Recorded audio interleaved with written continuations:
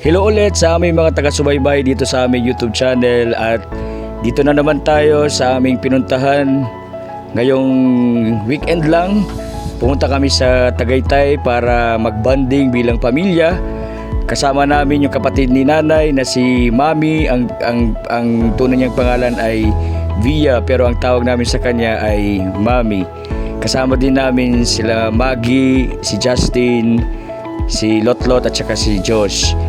Usually, ang mga pumupunta sa Tagaytay para mag-relax bilang magkakaibigan, magkababarkada, mga magkakapamilya ay hindi lamang para pumunta sa mga tourist spots o sa mga pahingahan o kaya mga iba't ibang mga pasyalan, kundi ang pinupuntahan talaga nila ay ang masarap at mga signature established mga establishments o restaurants na nag-o-offer ng bulalo.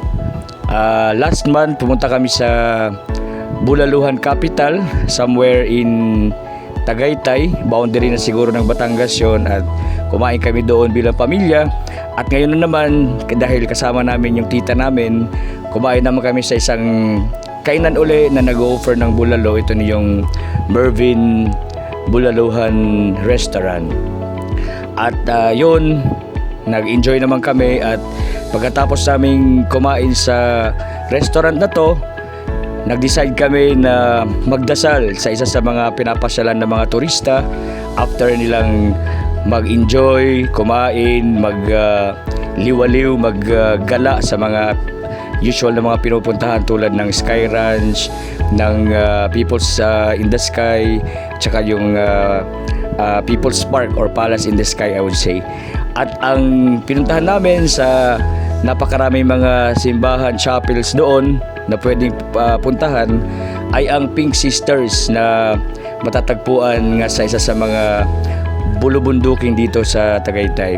Ang Pink Sisters ay very famous hindi lamang sa dahil natutupad yung mga hinihiling doon ng mga nagdadasal, yung mga may mga nag-i-exams, may mga hinihiling na mga dasal na makapag-abroad, may mga sakit at kung ano-ano pa, kundi dahil sa napakagandang mga boses ng mga madre doon. Sila yung mga contemplative nuns ng Pink Sisters. Under sila ng parang counterpart sila ng SVD Fathers. At pumunta kami doon dahil hindi pwedeng mag-video o kaya ay mag-picture sa loob ng chapel. Doon na lang kami sa labas take ng mga souvenirs at saka mga pictures as a family. Of course, maliban sa mga dasal namin bilang pamilya, ang isa sa mga pinagdasal ko in person or personally ay yung mga patuloy na sumusuporta at nagsasubscribe sa aming munting YouTube channel. Sana kung hindi ka pa nagsasubscribe, kindly subscribe na po at maging parte ng aming munting pinagkakaabalahan na kung tawagin ay Chloe's Grace TV. Happy observation of the Lenten season. Naway mabless tayong lahat, hindi lang bilang mga Kristiyano kundi bilang mga anak ng Diyos. Have a nice day!